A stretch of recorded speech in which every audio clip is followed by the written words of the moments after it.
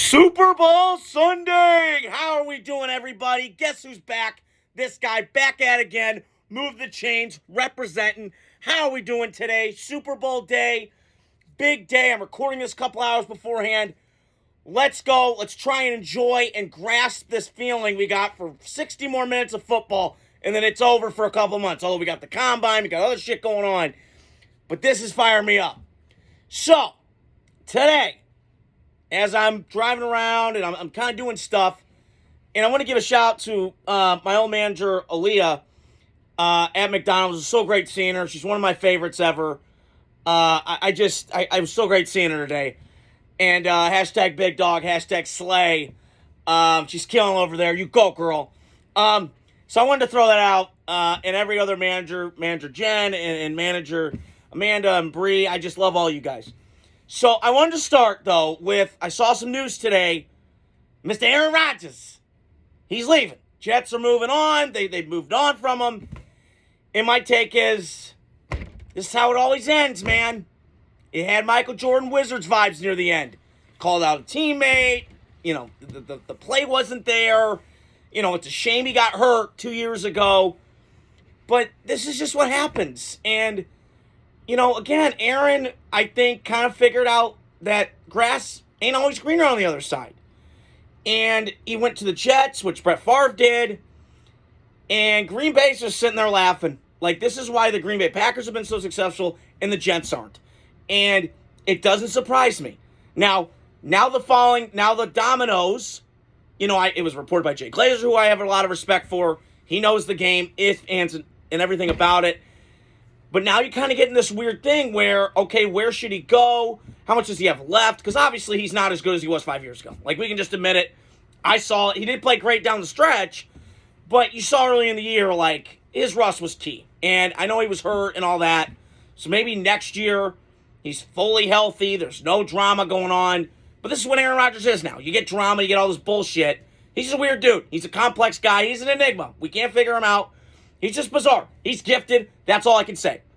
And it's just so funny to me that Devontae, then I got another word today, Devontae's out.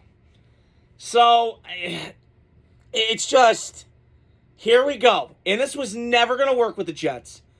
And I got 2 words for Devontae. Because I call him Devontae Dumbass Adams. So DDA is my initials for him. Because it's one thing when you're a player of his caliber. He was at the top of the mansion. He was at the top of the hill. He gets drafted in the Green Bay Packers, who we know, biggest brands in football. It's Cowboys, it's Packers, it's Steelers. Those 3 are going to get numbers on TV regardless. I've been learning this my whole life. So you go from that. Then you go to the Raiders, which I'm representing today. Let's go Raiders! I'm just playing. We're not even in the game, so I'm rooting for the Eagles. I respect the Chiefs, but it's time to be done. However, I understood it. I didn't get why he left. You know, maybe Aaron, all that, whatever. But you left to go to the Raiders, who, let's be historic, let's be honest, last 30 years you've had 295 losses. You've not been able, stable consistency. You've sucked. And I'm the Raider fan, and I'm the biggest one. But I'm honest here. I'm not pom-pom waving, go Sammy, none of that shit, okay? So, again, you left that. You went from great to shit, and then I think maybe go to Buffalo. Maybe go one of those places. Okay, back to great. Nope. Great, and then it just like triples down to shitty again. And then he's all shocked when the last 2 stops he's been at haven't won as much as he should. Have you tracked the game? They've sucked for 30 years. The Jets and the Raiders are the same team. One's on the East, one's on the West Coast. It's just same shit. So, you know, again, I think the Jets have some pieces. The roster's nice, but here we go again. And I just don't trust this organization as far as I can throw them. I don't. I think the Jets could be good. You know, I'll give my postseason, you know, maybe before the year predictions on the divisions, but it's just the same old shit over and over with the Jets. And I don't know. I got to see how this pans out, and we'll see what happens. So I want to dive into my predictions. Great having you guys in today. I had to give my shout out to Aaliyah, Jen Bayer, and everybody else, Brianna Smith and Amanda Ratt. And I just had to give my shout out. I love all you guys. You guys make my job a hell of a lot easier. So I did want to talk about, today I did the NFC East on Friday, and today I'm going to go over the NFC North, which was about as stacked a division that I've seen in my lifetime.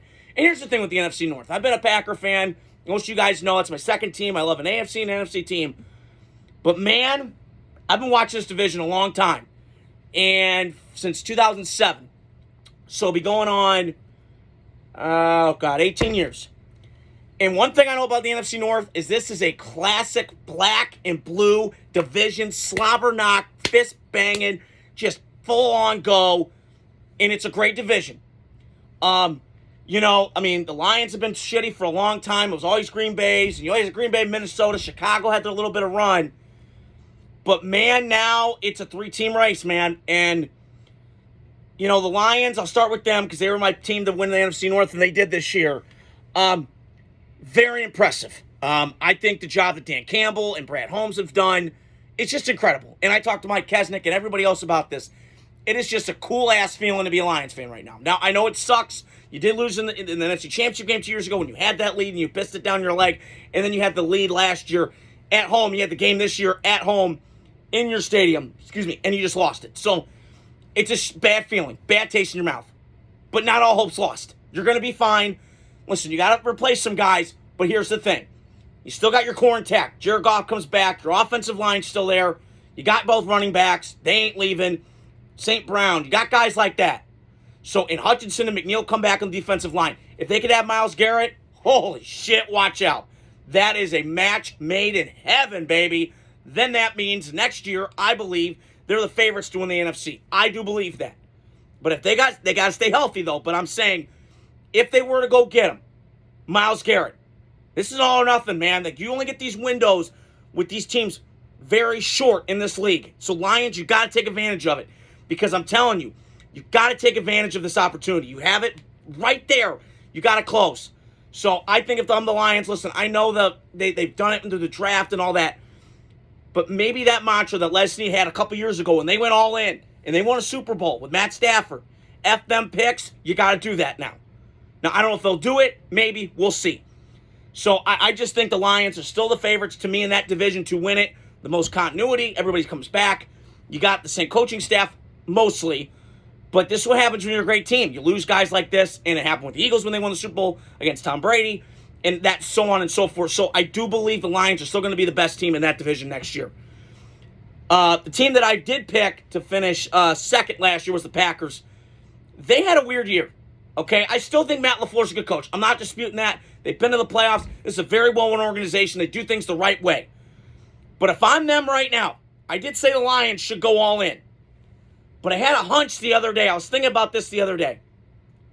Green Bay did this once with a pass rusher. His name was Reggie White. If anybody remembers, who's not as old as I am, but I'm a football historian a little bit. He was with the Philadelphia Eagles. They didn't keep him. They let him go. Green Bay called. Hey, God's calling because Reggie White was a preacher. And then he goes. They get a Super Bowl out of it. They go to 2. That's the move to me Green Bay has to do.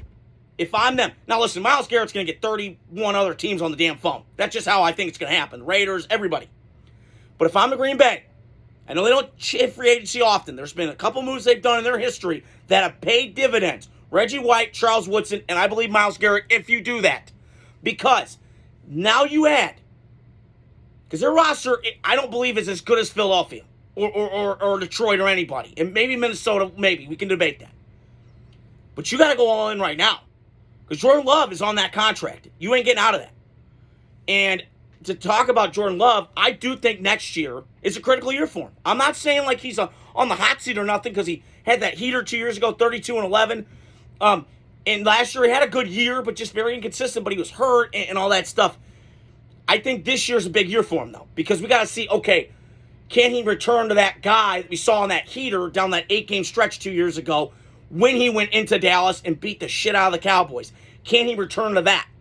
Because if you're going to get that Jordan Love in stretches last year where I went, oh, okay, that's Aaron Rodgers. That's some traits a little bit that I see. So I'm very interested to see what Green Bay does. Because they're still going to be good. I'm not disputing that. But I think now we got to start wondering, okay, what's the direction of this Packer team?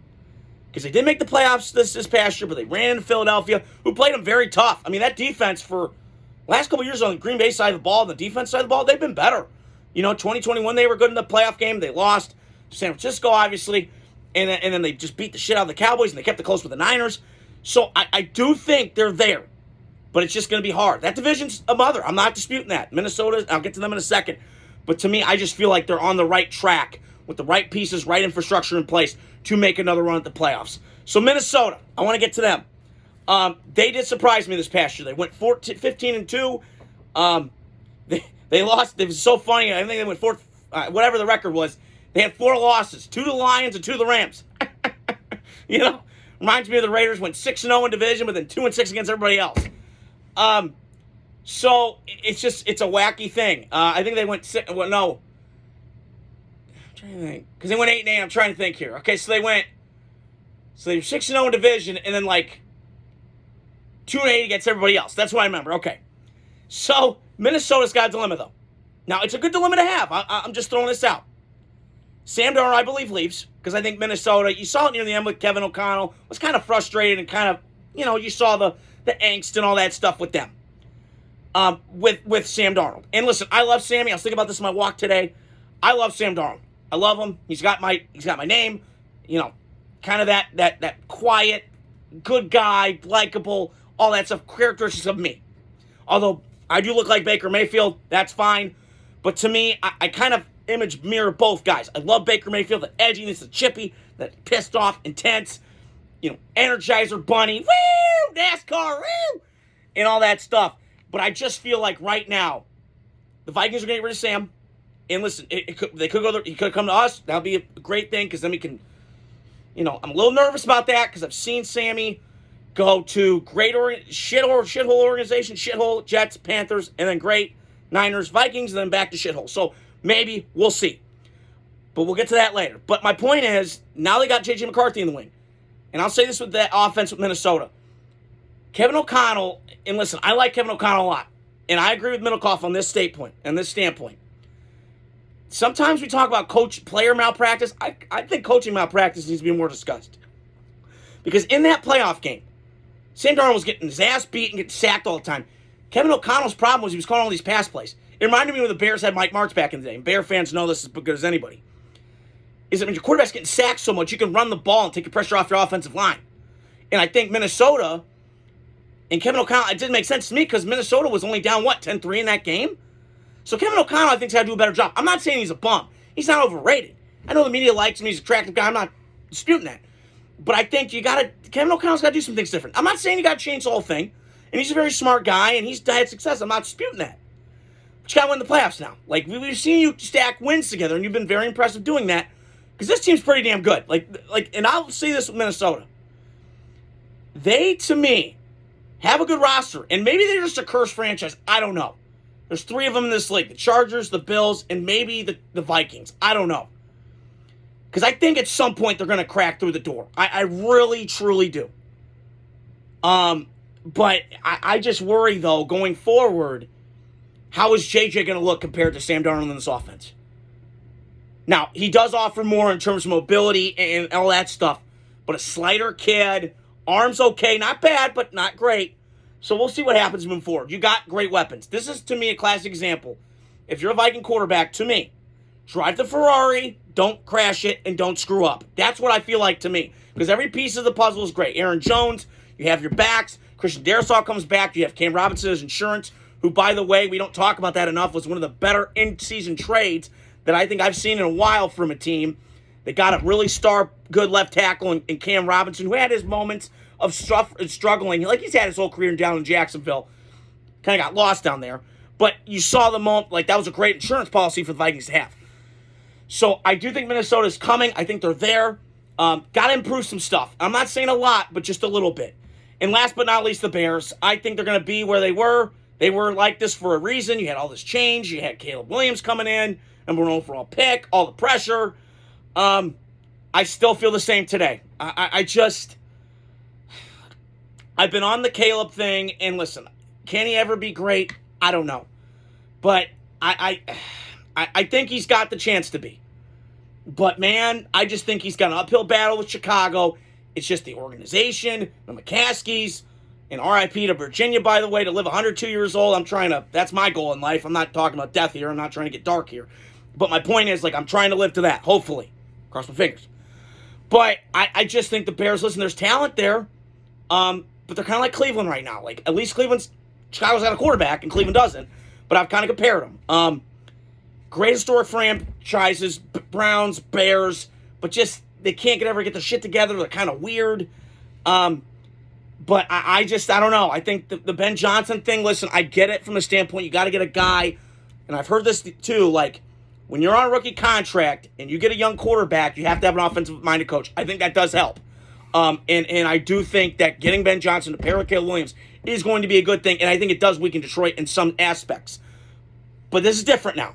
Ben Johnson just went from calling plays to now you got to deal with everything. Because in Detroit, I heard a standpoint of this too, is he can just worry about the offense and nothing else. Now, he's got to worry about, hey, a guy got DUI last night at 3 in the morning. Shit, what do I got to do now? I was telling my buddy Derek Solomon this. So, much love, brother. But my point is, I just feel like right now, he's got a lot on his plate. And we could see what happens. We'll see. I don't know.